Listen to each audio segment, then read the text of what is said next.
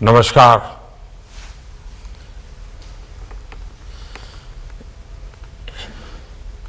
इस साल के पहले बजट वेबिनार में मैं आप सभी का अभिनंदन करता हूं। बीते कुछ वर्षों में बजट वेबिनार इसकी एक मजबूत परंपरा बन गई है। अक्सर बजट का आकलन अलग अलग पैरामीटर्स पर किया जाता है। कभी स्टॉक मार्केट की चाल पर बात होती है, कभी इनकम टैक्स प्रस्तावों पर चर्चा केंद्रित हो जाती है। सच्चाई ये है कि राष्ट्रीय बजट कोई शॉर्ट टर्म ट्रेडिंग डॉक्यूमेंट नहीं होता, वह एक पॉलिसी रोडमैप होता है। इसलिए बजट की प्रभावशीलता का आकलन भी ठोस पैरामीटर्स पर किया जाना चाहिए। ऐसी नीतियां जो इंफ्रास्ट्रक्चर का विस्तार करें, जो क्रेडिट के प्रवाह को आसान बनाएं, जो ईज ऑफ डूइंग बिजनेस बढ़ाएं, जो गवर्नेंस में ट्रांसपेरेंसी बढ़ाएं, जो जनता का जीवन आसान बनाए, उनके लिए नए नए अवसर बनाएं। बजट में इससे जुड़े निर्णय ही अर्थव्यवस्था को स्थायी मजबूती देते हैं। और सबसे महत्वपूर्ण बात यह है कि किसी भी बजट को अलग थलग स्टैंड अलोन करके नहीं देखा जाना चाहिए। नेशन बिल्डिंग, राष्ट्र निर्माण, यह एक निरंतर प्रक्रिया होती है। हर बजट एक बड़े लक्ष्य की ओर बढ़ने का एक चरण होता है और हमारे सामने वो बड़ा लक्ष्य है साल 2047 2047 तक विकसित भारत का निर्माण। हर रिफॉर्म, हर आवंटन, हर बदलाव को इस लंबी यात्रा के हिस्से के रूप में ही देखा जाना चाहिए। और इसलिए हर साल बजट के बाद होने वाले ये वेबिनार बहुत महत्वपूर्ण होते हैं। मेरी अपेक्षा है कि ये वेबिनार केवल आइडियाज के आदान प्रदान तक सीमित न रहे, बल्कि एक प्रभावी ब्रेनस्टॉर्मिंग एक्सरसाइज बने। आपके अनुभव और व्यवहारिक चुनौतियों पर आधारित सुझाव आर्थिक रणनीतियों को और बेहतर बनाने और समाधान खोजने में अवश्य मदद करेंगे। जब इंडस्ट्री, एकेडेमिया, एनालिस्ट और पॉलिसी मेकर्स मिलकर के सोचते हैं तो योजनाओं का इम्प्लीमेंटेशन और बेहतर होता है, रिजल्ट और सटीक मिलते हैं। इन वेबिनार्स की सीरीज के पीछे यही एक भावना है। साथियों, 21वीं सदी का एक चौथाई हिस्सा बीत चुका है। अगर आप स्वयं के सेवा में सोचे तो आपके जीवन का बहुत अच्छा महत्वपूर्ण कालखंड बीत चुका है। अब हम देश की विकास यात्रा के एक महत्वपूर्ण समय में हैं। ये वो समय है जब हमारी अर्थव्यवस्था तेज गति से आगे बढ़ रही है और साथ ही भारत पिछले एक दशक में भारत ने असाधारण रेजिलियंस दिखाई है और ये संयोग से नहीं आई है।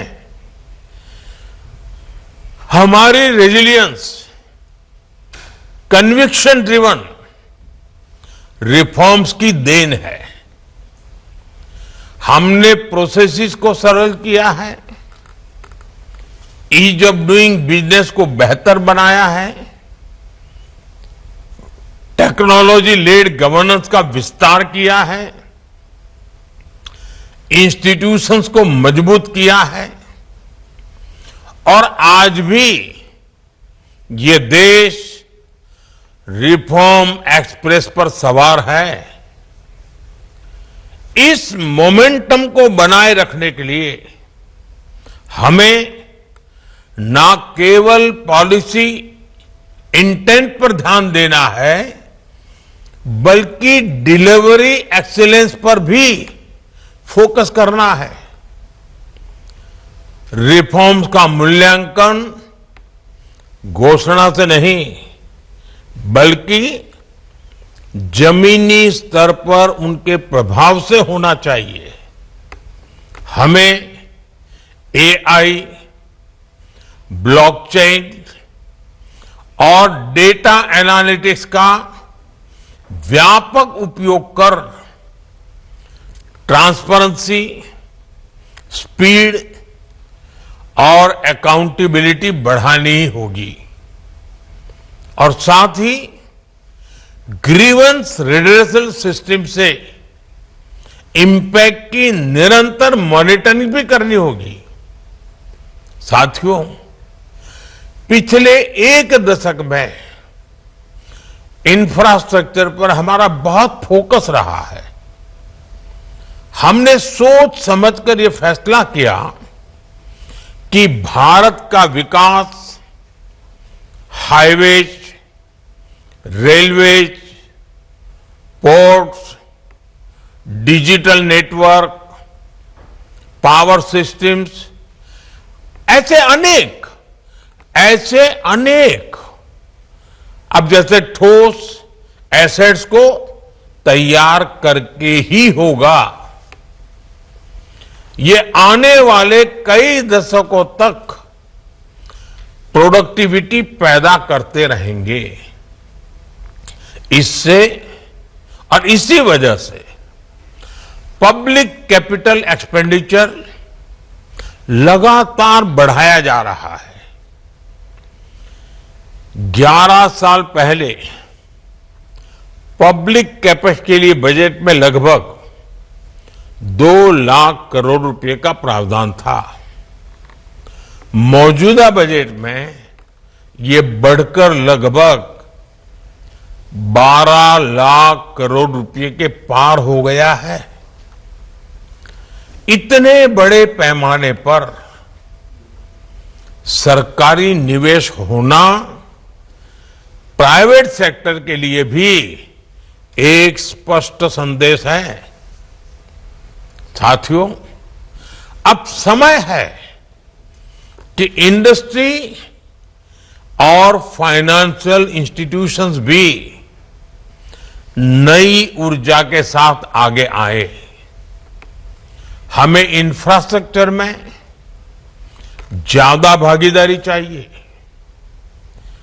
फाइनेंसिंग मॉडल्स में ज्यादा इनोवेशन चाहिए और इमर्जिंग सेक्टर्स में ज्यादा मजबूत कोलैबोरेशन चाहिए।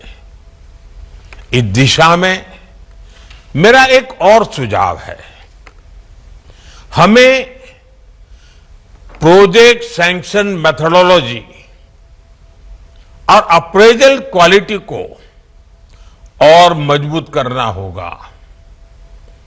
हमें कॉस्ट बेनिफिट एनालिसिस और लाइफ साइकिल कॉस्टिंग को सर्वोपरि रखते हुए वेस्ट और डिलेज रोकने ही होंगे। साथियों, हम फॉरेन इन्वेस्टमेंट फ्रेमवर्क को और सरल कर रहे हैं। हमारा प्रयास सिस्टम को ज्यादा प्रिडिक्टेबल और इन्वेस्टर फ्रेंडली बनाने का है।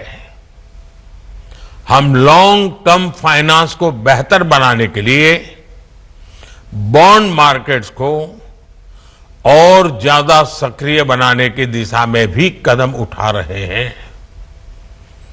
बॉन्ड की खरीद और बिक्री की प्रक्रिया को आसान बनाया जा रहा है।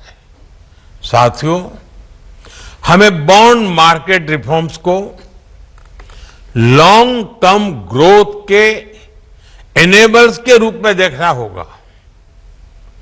हमें प्रिडिक्टेबिलिटी सुनिश्चित करनी होगी, लिक्विडिटी को गहरा करना होगा, नए इंस्ट्रूमेंट्स लाने होंगे और रिस्क का प्रभावी प्रबंधन करना होगा।